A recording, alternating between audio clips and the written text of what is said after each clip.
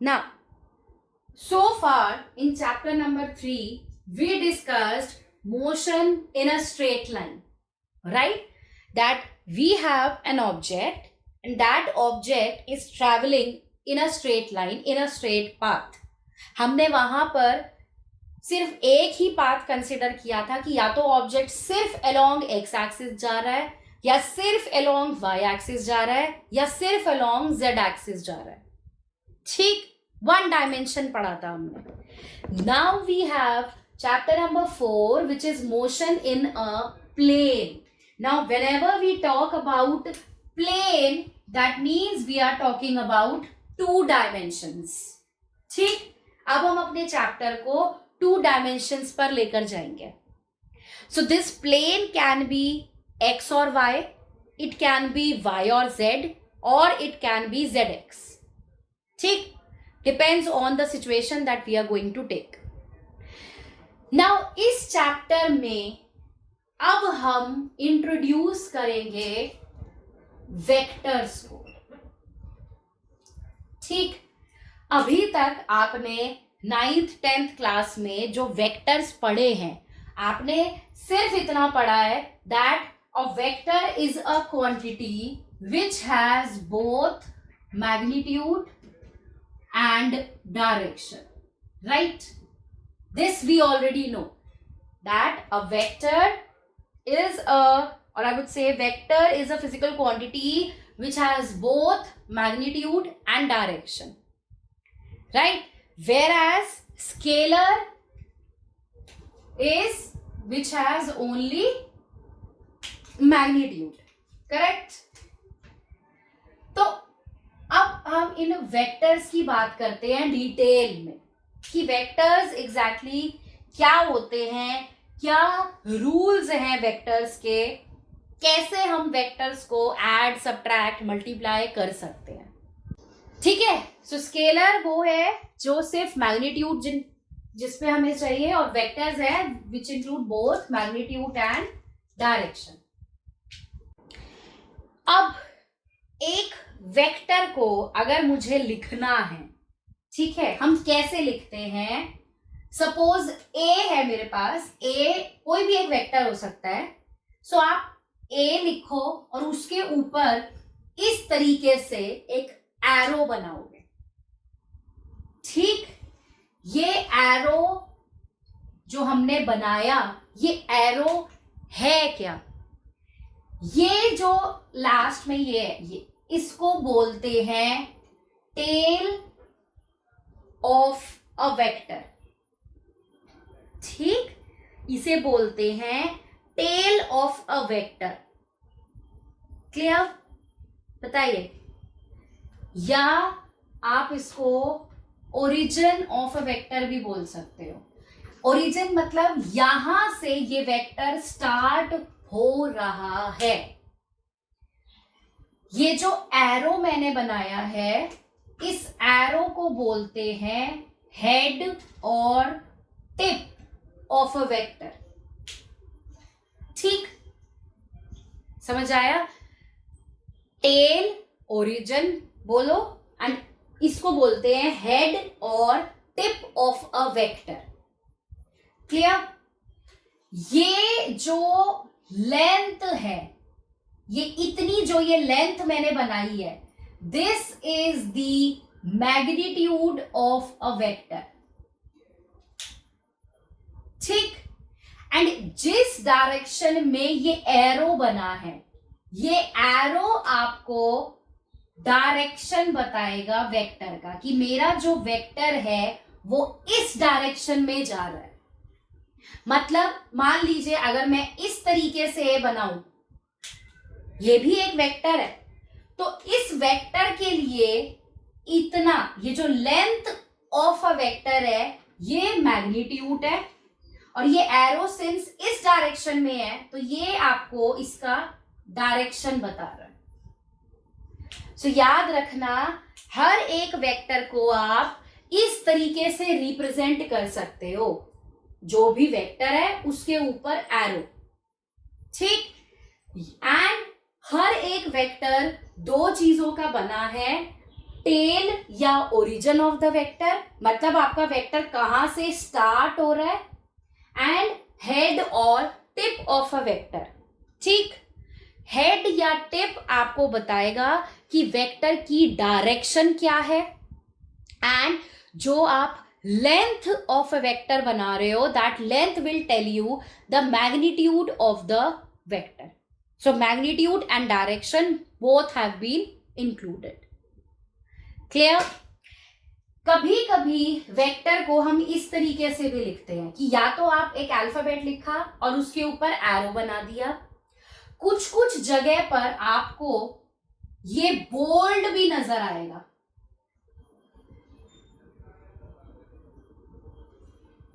Bold letter भी नजर आएगा, तो हम वेक्टर को बोल्ड लेटर से भी इंडिकेट करते हैं। लेकिन नोटबुक में बोल्ड लेटर लिखना मुश्किल हो जाएगा, इसलिए हम इस तरह से लिखकर ऊपर वेक्टर का साइन बना देते हैं। ठीक, सो this is the symbol of a vector. Clear है? यहां तक किसी को कोई डाउट?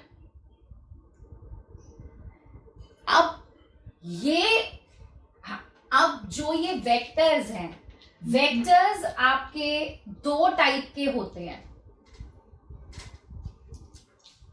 ठीक, वेक्टर्स आपके दो टाइप के होते हैं।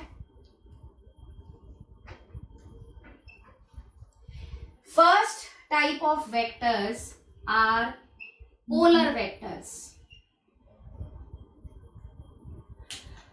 पोलर वेक्टर्स क्या होते हैं?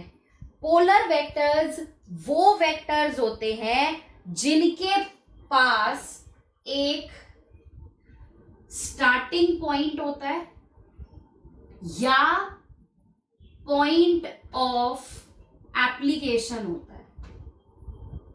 अब इसका क्या मतलब है? स्टार्टिंग पॉइंट होना या पॉइंट ऑफ एप्लीकेशन होना, मतलब मान लीजिए मैं लेती हूं डिस्प्लेसमेंट।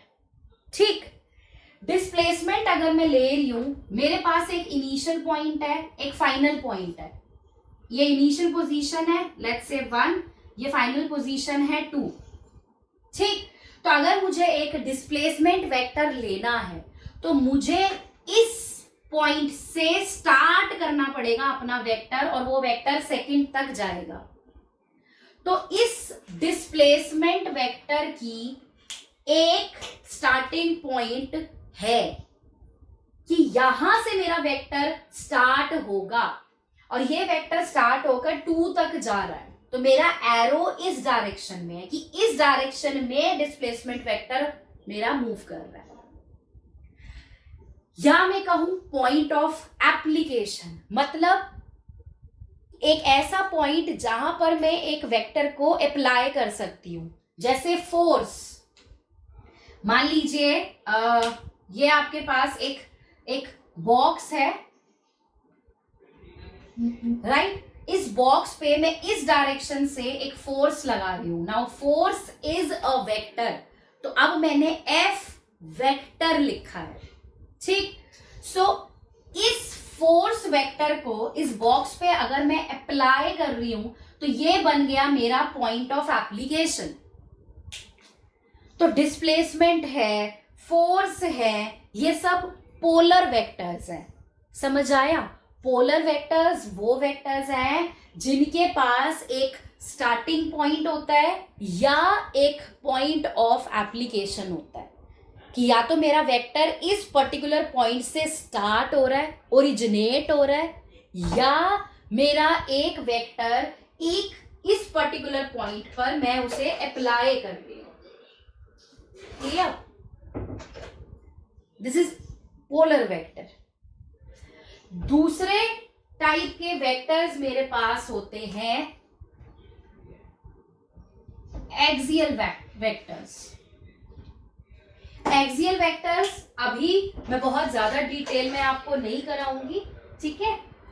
एक्सियल वेक्टर्स वो वेक्टर्स हैं जो आपके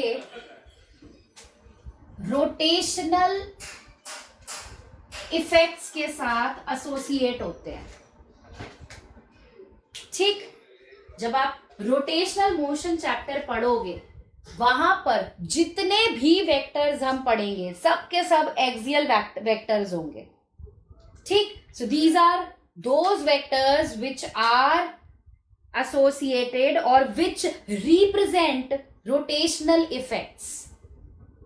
ठीक है, जैसे आप कह सकते हो एंगुलर वेलोसिटी होता है, एंगुलर एक्सीलरेशन होता है,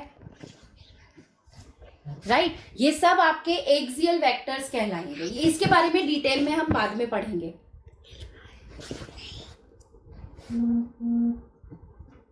क्लियर है बेटा? तो ये दो टाइप के वेक्टर्स हैं मेरे पास, पोलर एंड एक्सियल। अभी हम सिर्फ पोलर वेक्टर्स के बारे में पढ़ेंगे। ठीक, now the first term that is associated with a vector is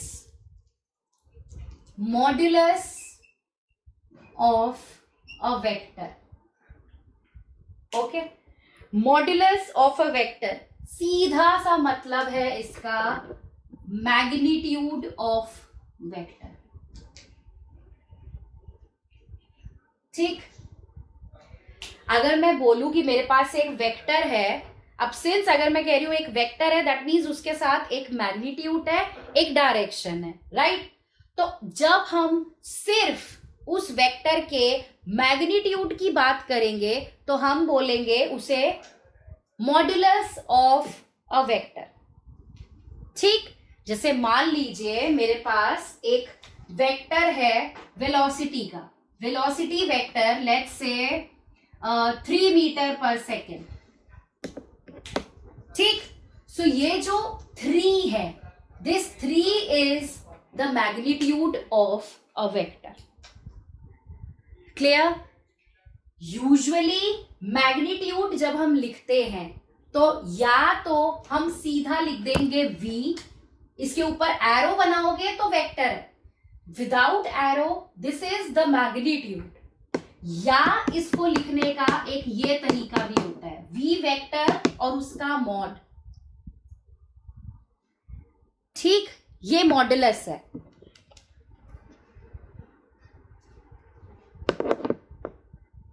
समझ आया?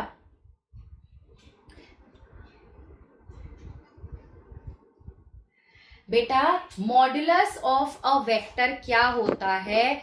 Magnitude of a vector. मेरे पास एक वेक्टर है, उस वेक्टर के पास मैग्नीट्यूड भी है, डायरेक्शन भी है, राइट? अगर मैं सिर्फ उसके मैग्नीट्यूड की बात करूं तो उस मैग्नीट्यूड का बस एक नाम है modulus of a vector.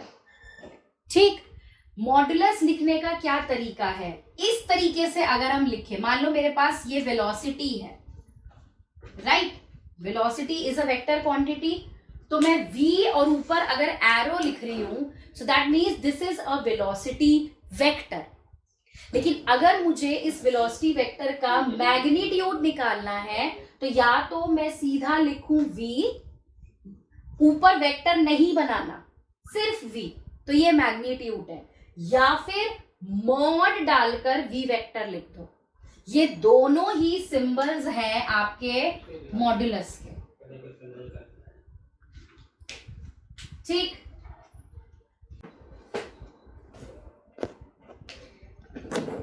Now second is unit vector.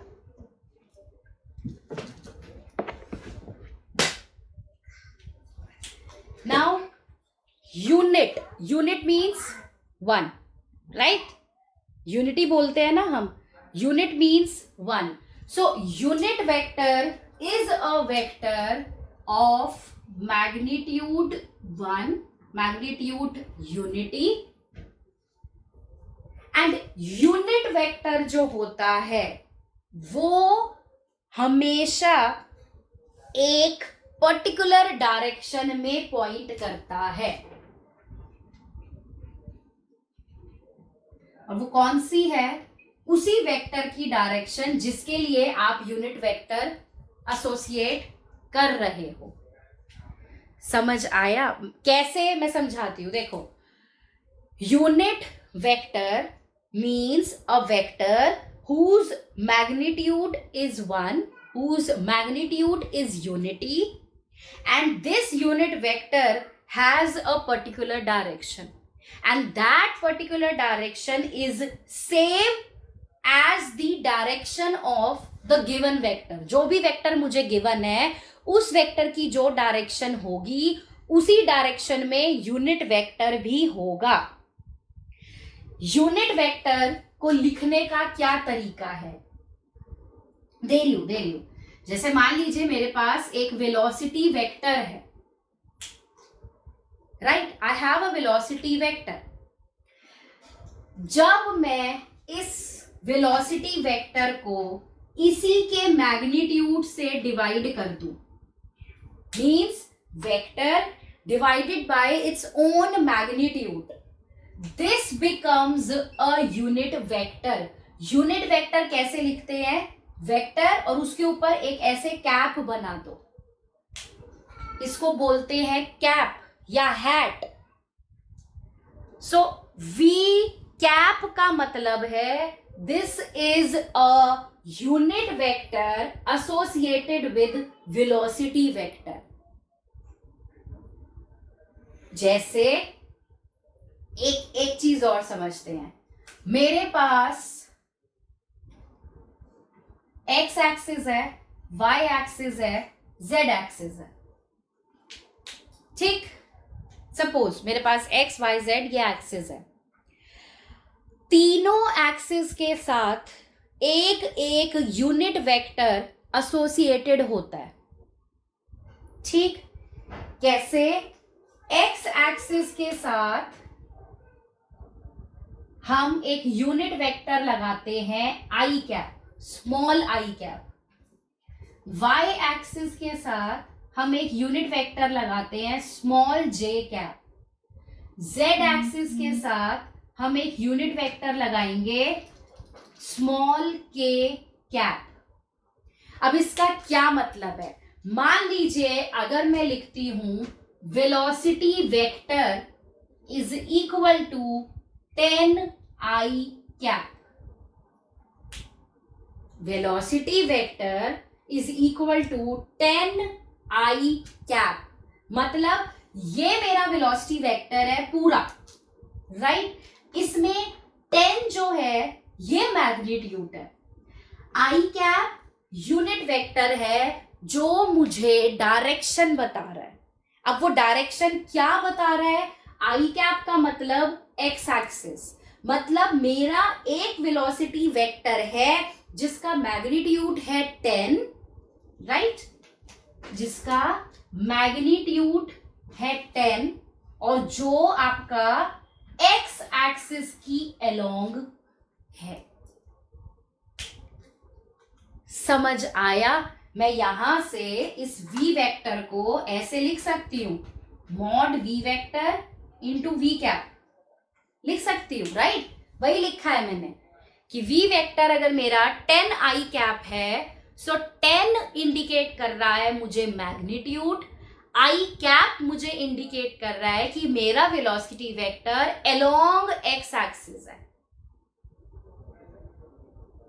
तो अगर आपको इसे ग्राफ पे शो करना है, कैसे आप शो करोगे?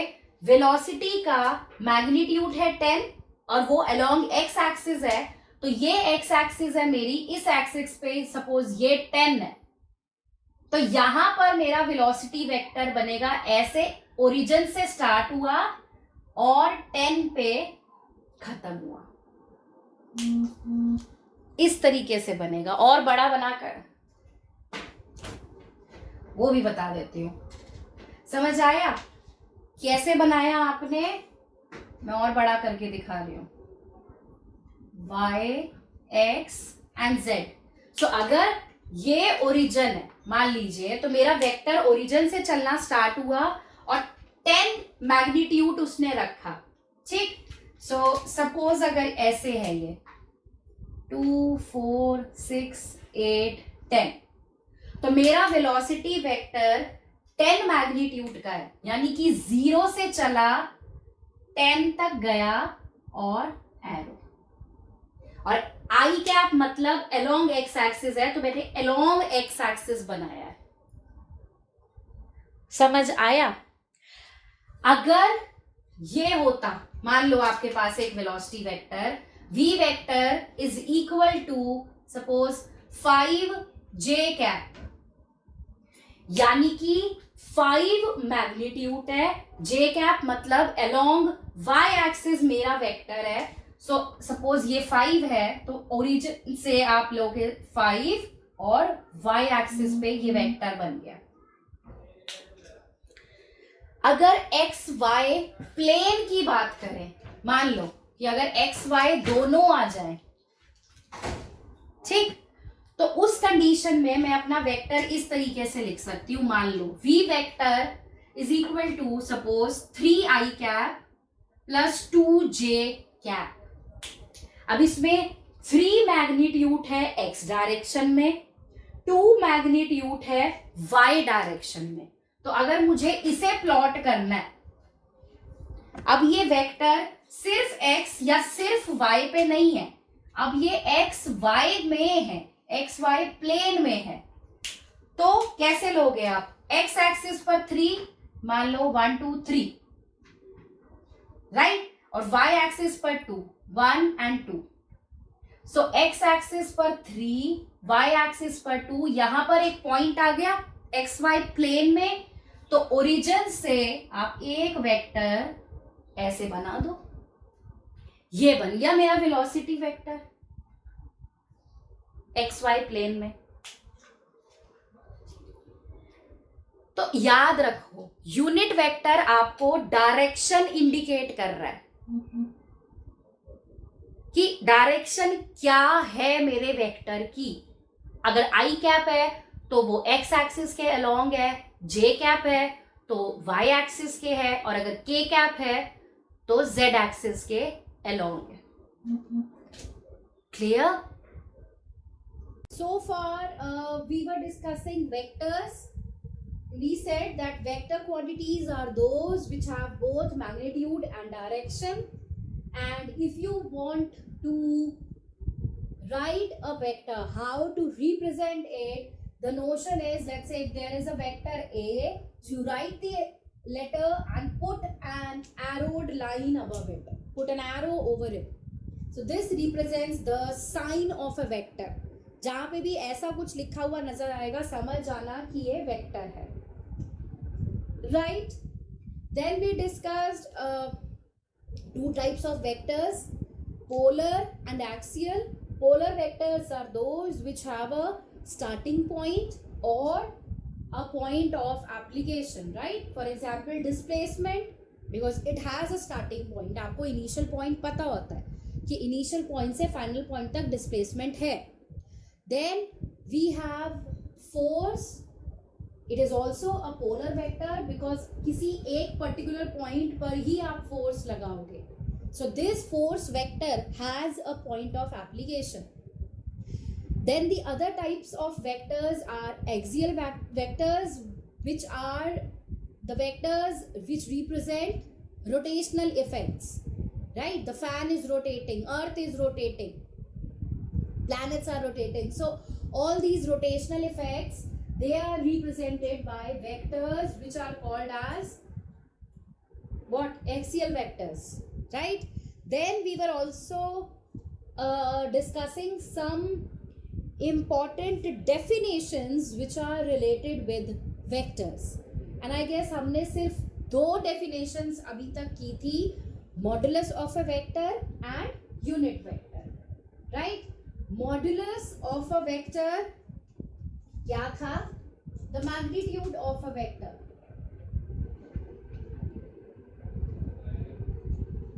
Right? It represents the magnitude of a vector. So modulus of a vector can be written as, either you just write the letter A, सिर्फ अगर ऐसे लिखा होगा तो समझ जाएंगे कि हाँ ये मैग्नीट्यूड है, या मॉड ए वेक्टर, मॉड डालकर अंदर वेक्टर लिख दो. सो ये दोनों टर्म्स आपको ये बता रही हैं कि आप एक वेक्टर के मैग्नीट्यूड के बारे में बात कर रहे हो, right? Then the second definition that we discussed was unit vector, as the name suggests, unit means magnitude is 1 and this vector points in a particular direction. एक पर्टिकुलर डायरेक्शन को ये वेक्टर रिप्रेजेंट करेगा. Unit vector की वही direction होगी जिस direction में आपका वेक्टर है. एंड हमने बोला था कि x, y एंड z इन तीनों एक्सिस के अलोंग अगर हमें डायरेक्शन बतानी है, सो x एक्सिस के लिए हम i कैप, y के लिए j कैप और z के लिए k कैप लिखते हैं. राइट तो अगर मैं लिख रही हूं let's say acceleration vector is 4i cap metre per second square, this implies what? That I have a vector A. ठीक, ये आपका वेक्टर है. इस वेक्टर का मैग्नीट्यूड है 4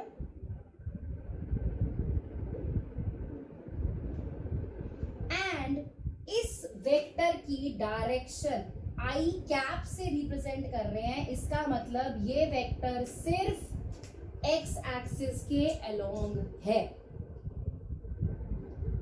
समझ आया? इस तरीके से हम एक वेक्टर को नोटिफाई करते हैं. Vector is equal to the magnitude and direction.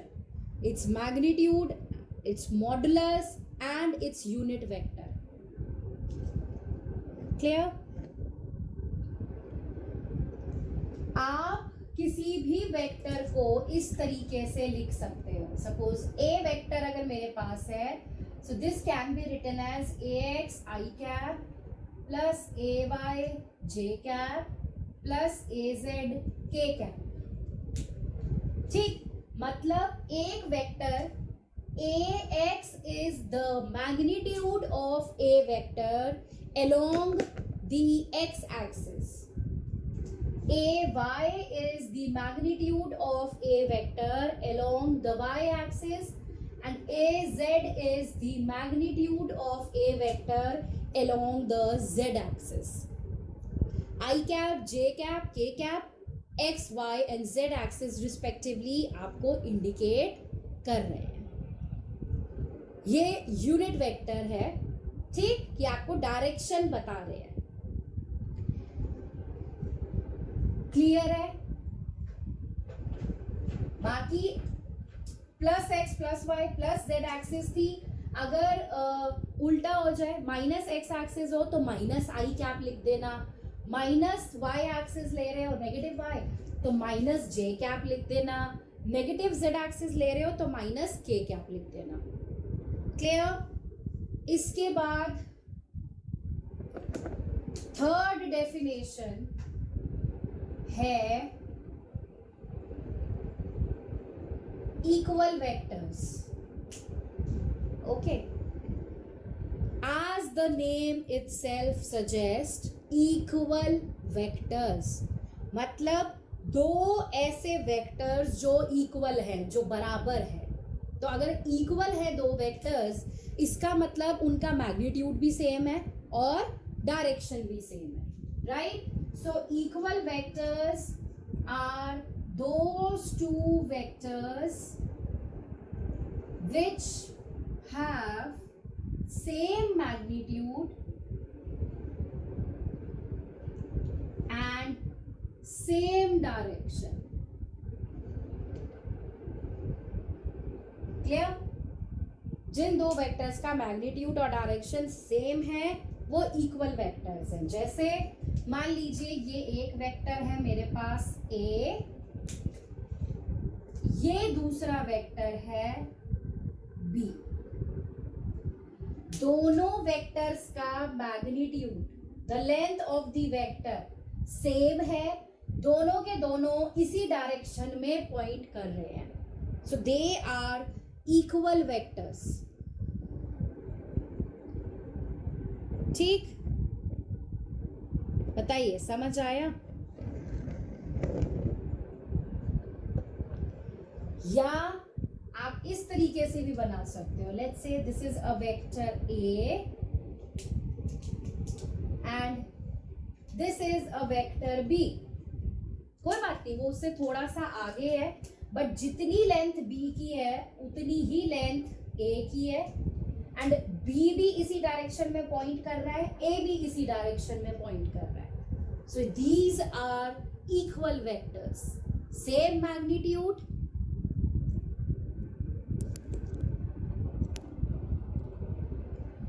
क्या हो गया बेटा, स्क्रीन क्लियर नहीं है क्या?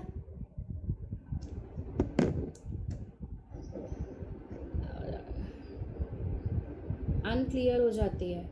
अच्छा 1 मिनट रुको, मैं ऑफ करके वीडियो फिर से ऑन करती हूँ, शायद फिर ठीक हो जाए. Just a second.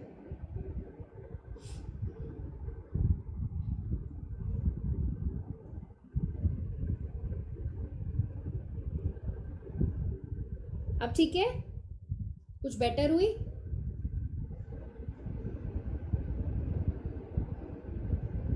Okay okay, right? So I hope this is clear that equal vectors are those vectors which have same magnitude and same direction. ठीक?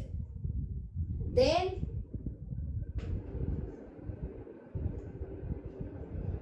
another definition is negative vectors.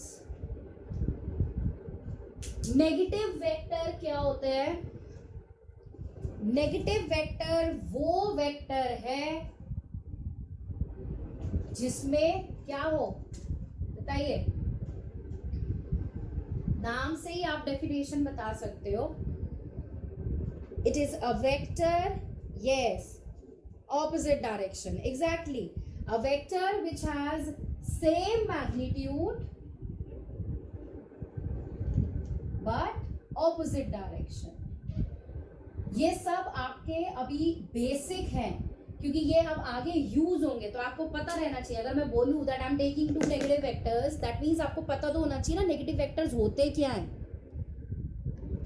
Clear? So negative vectors are those vectors which have same magnitude and opposite direction.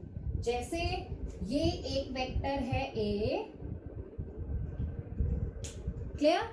ये दूसरा vector है, same magnitude है, बिल्कुल same length है vector की, but एक इस डायरेक्शन में पॉइंट कर रहा है, ये इस डायरेक्शन में. सो ये बन गया मेरा minus A vector. So this is negative vectors. Fine. Vectors having same magnitude and opposite direction. Clear? Next we have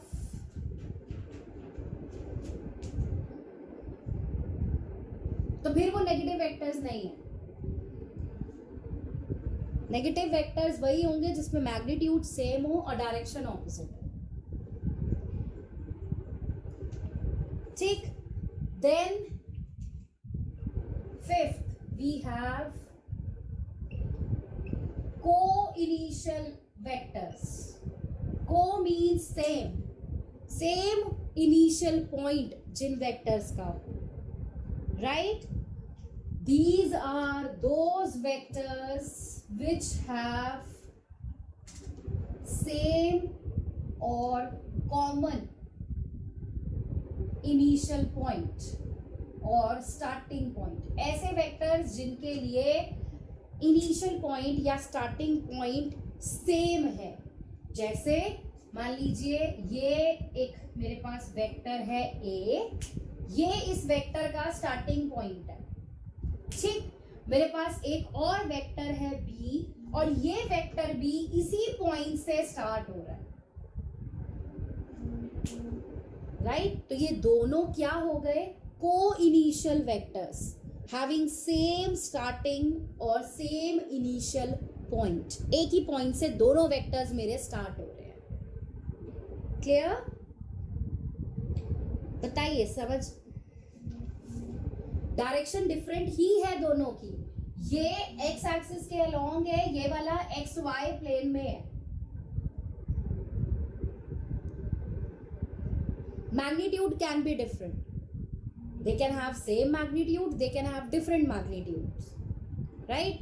But if these two vectors, they are starting from the same point, then they are co-initial. Clear? Next we have co-linear vectors. क्या होता है collinear? Collinear word तो आपने पढ़ा हुआ है maths में.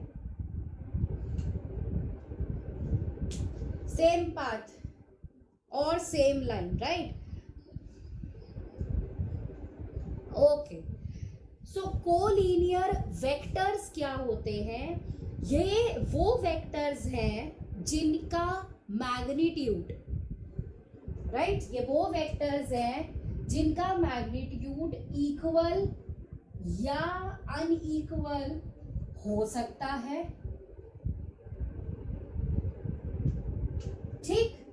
वो लीनियर वेक्टर्स वो वेक्टर्स हैं जिनका मैग्नीट्यूड इक्वल या अनइक्वल हो सकता है. ठीक. और ये वेक्टर्स या तो पैरेलल स्ट्रेट लाइंस में हो, मतलब इस तरीके से एक वेक्टर ये रहा ए, दूसरा वेक्टर ये रहा बी.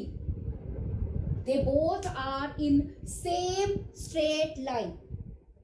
या ये वेक्टर्स पैरेलल हो एक दूसरे के सेम डायरेक्शन में, मतलब इस तरीके से कि एक ये रहा ए वेक्टर एंड ये रहा बी वेक्टर.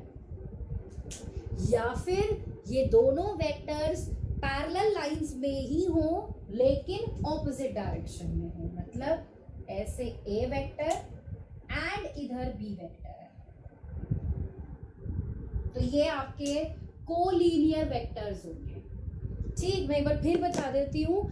कोलिनियर वेक्टर्स वो वेक्टर्स हैं जिनके मैग्नीट्यूड्स इक्वल या अनइक्वल हो सकते हैं. मैंने यहाँ पर ये दोनों वेक्टर्स के मैग्नीट्यूड्स अनइक्वल रखे हैं.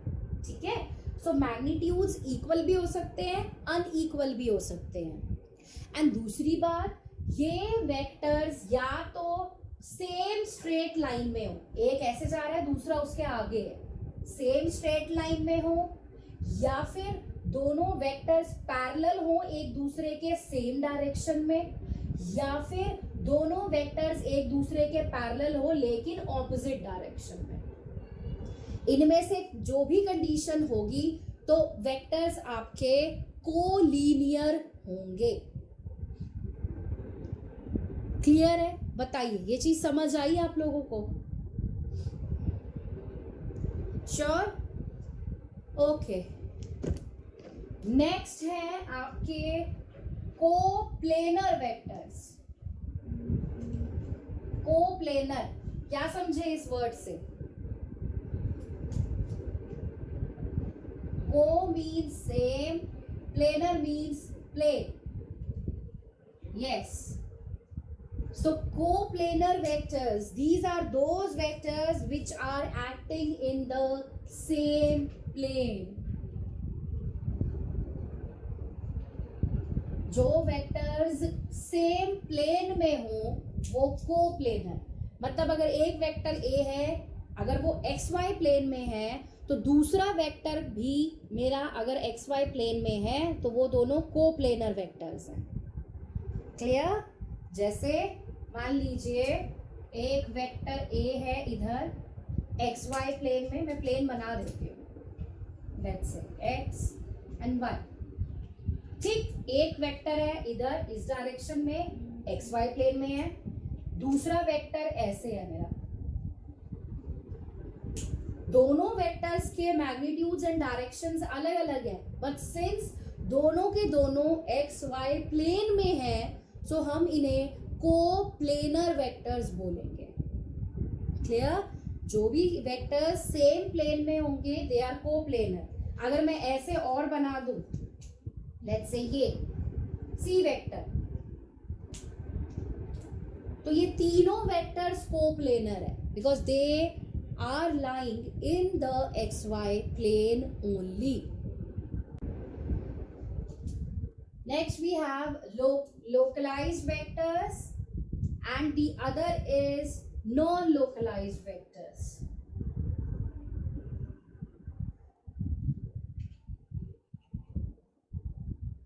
ठीक, ये क्या है? लोकलाइज्ड वेक्टर वो होता है जिसका इनिशियल पॉइंट फिक्स हो. Vector which has a fixed initial point. अगर एक वेक्टर का इनिशियल पॉइंट हम फिक्स कर दें तो उसे लोकलाइज्ड वेक्टर बोलेंगे. लोकलाइज्ड वेक्टर को हम फिक्स्ड वेक्टर भी बोलते हैं क्योंकि इस वेक्टर का इनिशियल पॉइंट फिक्स है.